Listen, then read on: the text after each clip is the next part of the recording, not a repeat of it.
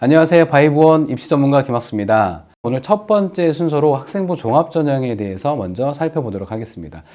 일반적으로 학생부 종합전형은 학교 생활 기록부를 종합적으로 보고 아이들을 선발하는 전형, 이렇게 정의를 내릴 수가 있는데요.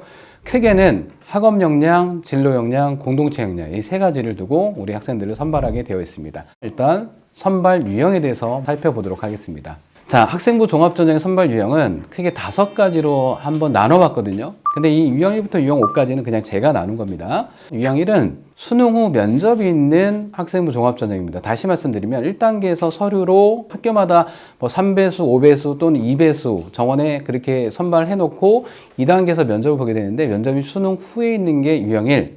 그리고 유형 2는 똑같은 방식인데 수능 최저학력 기준을 두냐 안 두느냐 해서 유형 2로 나눠볼 수 있고요. 그리고 유형 3은 면접이 있긴 한데 그 면접이 수능 전인 경우를 유형 3으로 나눠봤고요. 그리고 유형 4는 아무것도 없습니다. 그냥 생활기록부 하나만 보고 선발하는 걸 유형 4. 그리고 유형 5는 똑같이 생활기록부 하나만 보고 선발을 하긴 하는데 수능 최저학력 기준을 두는 경우 해서 이렇게 5가지로 나눠볼 수 있습니다.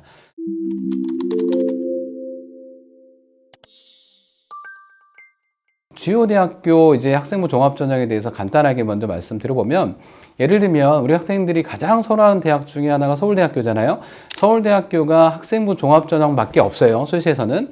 그런데 일반 전형이랑 지역균형 전형 두 개로 나눌 수 있는데, 지역균형 전형부터 말씀드릴게요. 왜냐하면 학교당 2명까지만 지원할 수 있는 티오가 제한이 되어 있기 때문에요. 선발 방식을 잠깐 비교 한번 해보면, 지역균형 전형은 1단계 3배수, 2단계 면접, 그리고 일반 전형 1단계 2배수, 2단계 면접 이렇게 돼 있잖아요. 그런데 이 면접이 수능 후로 동일합니다. 서울대학교는 수능 후 면접이 있는 그 유형에 포함된다고 볼 수 있고요. 그리고 바로 고려대학교로 한번 넘어가 보겠습니다. 하나는 학업우수형, 또 하나는 계열적합형.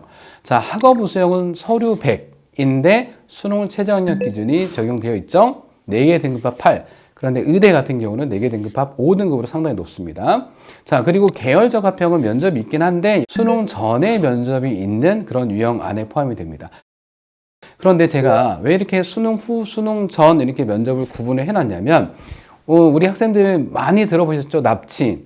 그러니까 수능 후에 내가 면접을 갈지 말지 선택할 수 있다라고 한다면 이제 납치가 아닌데, 면접이 없거나 아니면 면접이 수능 전에 있거나 그러면 우리 학생들이 수능을 아주 잘 봤다 하더라도 합격을 해버리면 정시 지원이 안 되는 이런 경우를 납치라고 얘기를 하기 때문에 그렇게 해서 유형을 좀 구분해 놨습니다. 성균관대학교가 학생부 종합전형이 되게 많죠. 융합인재는 일반적으로 계열로 뽑습니다. 예를 들면 문과는 인문과학 계열, 뭐 사회과학 계열, 이과 같은 경우는 자연과학 계열, 공학 계열 이렇게 계열로 뽑는 거를 융합인재 저는 이렇게 얘기를 하고요. 탐구인재는 학과로 뽑습니다. 그냥 개별 학과로. 그렇게 해서 나누는 거라고 생각하시면 되는데, 이 융합인재 전형이 원래 수능 최저학력 기준이 없었거든요. 근데 3합 6, 3개 등급합 6으로 신설이 됩니다. 이렇게 되면 아무래도 수능 최저학력 기준이 없었을 때보다 입결 컷, 그러니까 내신 커트라인이 내려갈 가능성이 높죠. 왜냐하면 수능 최저학력 기준을 충족 못한 학생들이 분명히 생겨날 거니까요. 이게 되게 재밌는 게요. 성균관대는 융합형이 계열로 모집하고 탐구형이 학과로 모집한다 이렇게 말씀드렸는데, 중앙대학교는 이름이 성균관대학교랑 이름이 같긴 하지만 융합형은 내신의 비중이 좀 높고요. 탐구형은 진로 역량의 비중이 좀 높은, 이름은 같다 하더라도 선발한 방식이 좀 다르다 이렇게 이해를 하시면 될 것 같고, 성장형은 올해 신설이 돼요. 그런데 이 성장형도 그 최저학력 기준이 신설되는 그런 전형이기 때문에 다른 전형에 비해서 입결이 조금 더 내려갈 가능성이 좀 높다. 일단 이렇게 말씀드리고 넘어갈 수 있을 것 같고요. 그리고 이제 홍익대학교는 수능 최저학력 기준 완화. 자, 원래 수능 최저학력 기준이 홍익대학교가 학생부 종합전형에서 3개 등급합 8등급이었거든요. 그런데 2개 등급합 5등급으로 내려갑니다. 자, 그럼 수능 최저학력 기준이 완화가 되면 진입 장벽이 낮아지는 거죠. 그러니까 아이들이 쉽게 이 수능 최저학력 기준을 충족할 수 있기 때문에 입결은 올라갈 가능성이 높습니다. 이 부분을 따로 말씀드리는 이유는 이렇게 되면 입결이 올라갈지 내려갈지 이 부분에 대해서 우리 학생들이 염두에 두고 지원 전략을 세워야 되기 때문에 그렇게 말씀드렸습니다.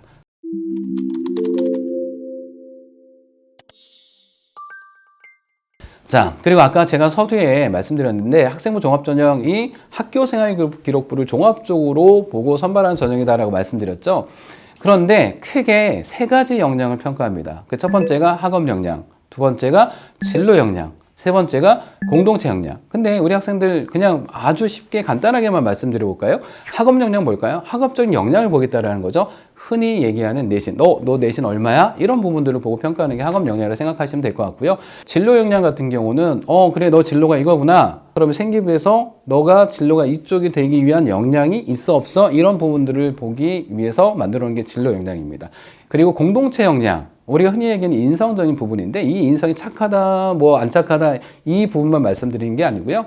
뭐 다른 친구한테 나눔, 배려 아니면 협력할 수 있고 그리고 리더십을 발휘할 수 있고 이런 부분들을 다 통합해서 공동체 역량 이렇게 얘기를 하거든요. 그래서 이런 부분들을 어떻게 평가하는지는 뒤쪽에서 조금 더 구체적으로 다루도록 하겠습니다. 자, 간단하게 중앙대학교 학생부 종합전형에서 경영학과를 선발한 실제 사례, 중앙대학교에서 발표한 거거든요. 실제 합격 사례입니다.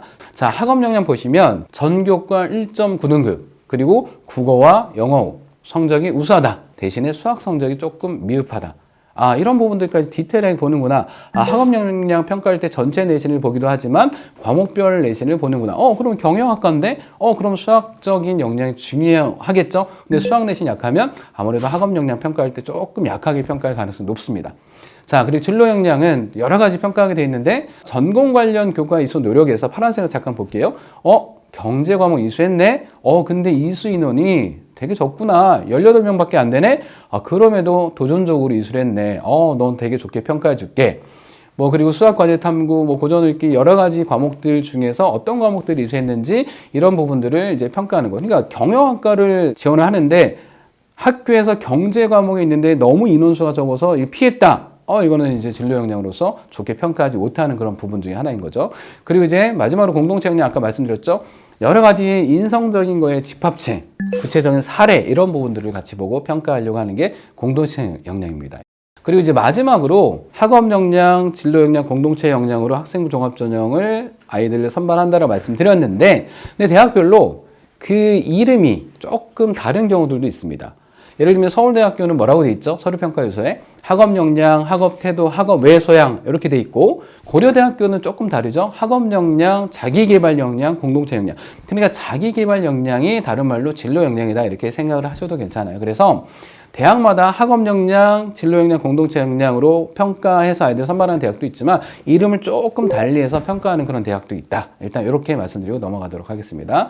그리고 또 하나 말씀드린 건 제가 중앙대학교에 파란색으로 제가 쳐놨잖아요. 융합형, 탐구형, 학생부 종합전형이 두 가지 뽑는데 아까 제가 서두에 잠깐 말씀드렸어요. 기억하실까요? 자, 융합형은 학업 역량의 비중이 좀 높고 그리고 탐구형 같은 경우는 진로 역량이 좀 비중이 높다. 그러니까 내신을 포함한 학업적인 역량이 두드러진다. 그러면 융합형으로 지원하는 게 맞고요. 그리고 내신은 조금 약한데 내가 이수 과목도 조금 많이 들었고 심화 과목 이런 부분들을 적극적으로 들었어. 그럼 내가 진로 역량이 좋아. 그러면 융합형보다는 탐구형, 진로 역량의 비중이 높은 탐구형을 지원하는 게 맞다. 그래서 똑같은 대학이라 할지라도 이렇게 서류평가 요소가 다르니까 우리 학생이 어떤 전형을 지원하는지는 내가 어떤 부분 우수한지 판단하고 지원 전략을 세워야 됩니다. 그러면 이런 질문 할 수 있죠. 우리 아이의 역량에 따라서 지원 전략이 달라지나요? 네, 맞습니다. 방금 말씀드렸지만 내가 학업 역량이 우수하다. 그러면 학업 역량 비중이 높은. 내가 진로 역량이 우수하다. 그럼 진로 역량 비중이 높은 전형을 선택해야 되고 그리고 내가 공동체 역량, 인성적인 여러 가지 부분에서 내가 우수하다. 그러면 공동체 역량이 비중이 높은 그런 대학을 지원하는 것이 맞습니다. 자, 저희 바이본에서 우리 학생들의 학업 역량, 진로 역량, 공동체 역량을 막대 그래프로 지금 비교를 해놓은 거거든요. 가장 왼쪽에 진한 보라색, 이 부분은 내 점수를 의미하고요. 그리고 가운데 있는 약간 연한 보라색, 이 부분은 3개년 동안 합격자 데이터를 기반으로 해서 같은 대전모를 지원한 아이들 중에서 합격 가능한 그런 범위에 있는 아이들 점수라고 생각하시면 될 것 같고요.